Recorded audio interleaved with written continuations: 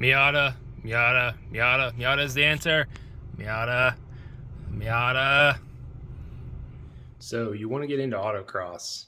I'm going to give you a short breakdown of how to kind of prepare for your first one if you've never done one before, what I take to autocross with me, what some other people may also bring, and how to kind of get your car prepped, what you expect when you're going to get there. And I'm going to throw in some video of in-car footage and maybe a couple GoPro mount stuff from my day tomorrow. And we are taking the Focus because that's the only thing I own now. Helmet. Very important. If you do not have one, most of the autocross sites have loaners that you can use. Obviously, if you can use your own, that's even better. They are expensive. If you watched my last video, you'll have heard me talking about that. But you're going to want one with COVID and everything. Some places are not doing loaners currently. So get your own, and then you won't have to wear somebody else's sweaty brain bucket. Folding chair. You will be doing lots of sitting during autocross in between runs, and sometimes it can be a really long day. If you don't have anything to sit on, you're going to want it. Bring yourself a lawn chair. Numbers. We'll explain that a little bit, but I have these nice magnets with my number in nice big letters and my class in also nice big letters. They need to be certain sizes. I bought these nice panels from a local guy, Final Vision Concepts. Shout out to him. He's in North Carolina. And they just stick right on the door. Just tripped. And they are very easily visible from timing, which is typically pretty far away from the runs, so they need to be able to see them. If you do not have numbers, you will see the tape numbers everybody uses. Make sure you bring some. Normally they have some to hand out to people, but they don't always have those at places. And preferably, do not use a color that matches your car. My car is yellow-orange, so blue works fine. But do not put blue tape on a blue car. Letter sizing for your car. The class number you'll have to figure out on your own, or people can help you. But big thing is they need to be big enough that you can read them from far away, a color that you can see on your car, and in a font that is actually legible. Those are kind of the main things. Torque wrench. Ta-da. If you are planning on swapping wheels when you're getting there, granted, if you're a newbie, you're probably not going to be doing that. I haven't put tires on my new set yet, so I'm not doing that yet either. But if you're planning on swapping wheels, you're going to want to take this with you because you want to make sure your lug nuts are tight. You do not want your wheel to start coming off while you're going 50 miles an hour around a corner. I'm going to check all mine before I leave tomorrow morning. Make sure those are nice and good. Now, this is something that just really depends on how reliable your car is. When I was doing my Mustang, I normally had a toolkit that I kept in the back. The Focus is very reliable, however, so I don't normally take anything with me. But if you want to, fill yourself a toolbox with the most applicable sockets, maybe a few screwdrivers. Don't need channel locks most likely. Maybe some pliers, some wrenches, whatever you may need in case something breaks. I would also highly suggest zip ties, because you never know what you might have to zip tie. If you're going to be changing wheels, you will need a jack. These aluminum racing ones from Harbor Freighter, good for transportation purposes. And at least one or two jack stands to make sure the car doesn't fall on your head. Like I said, I don't really bring anything personally. This thing is pretty safe and nothing normally breaks. If something does break, there's typically enough people in an autocross event with tools that somebody can loan you some stuff regardless. So that's not real important. Check your vehicle fluids. Is your coolant full? Do you have oil? Is anything falling off of your motor? Is your brake fluid still good? Just kind of general stuff you would want to check regardless, but when you're going to be pushing the car real hard, definitely check the oil. For my class, I actually have to change this air filter because it's technically not legal for G Street. SCCA rules are a whole different ball game. I'm not going to get into that in this video, however. All right, we are off to autocross. It is early as hell, 6 a.m. I have about a 2-hour drive to autocross. So first car out is at 10. That means driver's meeting is at 9:30 roughly, which means you need to have the car teched and walk the course before 9:30. So hence why I'm leaving so early. If you're curious, I did get my windshield tinted in this thing. That's 50%. And this road's pretty dark and it's 6 a.m. Not hard to see at all.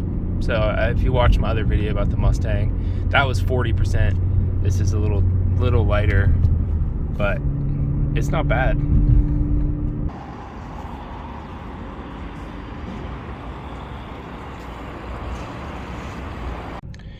I had to stop for some caffeine. Still too damn early. Pulling up, Z-Max Dragway. This is where the Central Carolina region does autocross. And we are here. And it's now about 8 a.m. So roughly 2-hour drive for me. All right, autocross box. Glass cleaner, water.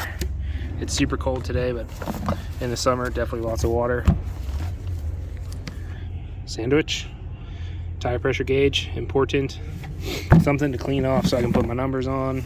Normally I'll bring sunscreen in the summer, but didn't bring any today.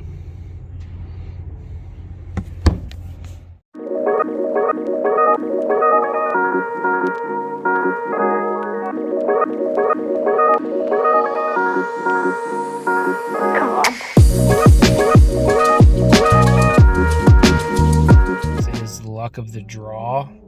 Unfortunately, I did not draw well. There's 4 run groups today. With autocross, when you race, you also must work the course. Typically just means you're picking up cones. I am in run group 2, so that means I have to pick up cones on run group 4, which means I'm going to be sitting here all day long. That's the one big downfall of autocross, is a lot of downtime for about like 4 or 5 minutes of racing, unfortunately.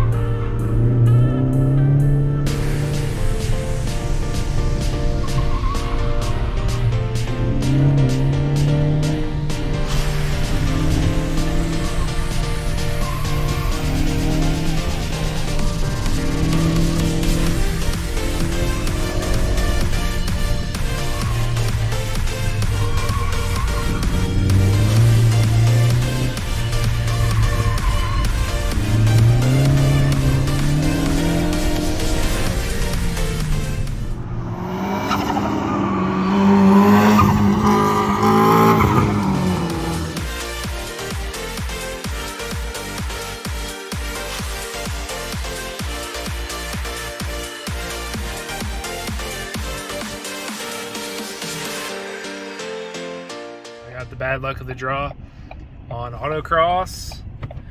It is 7:11 and we finished up at around 6:30, and I have about a 2-hour drive home. Brutal.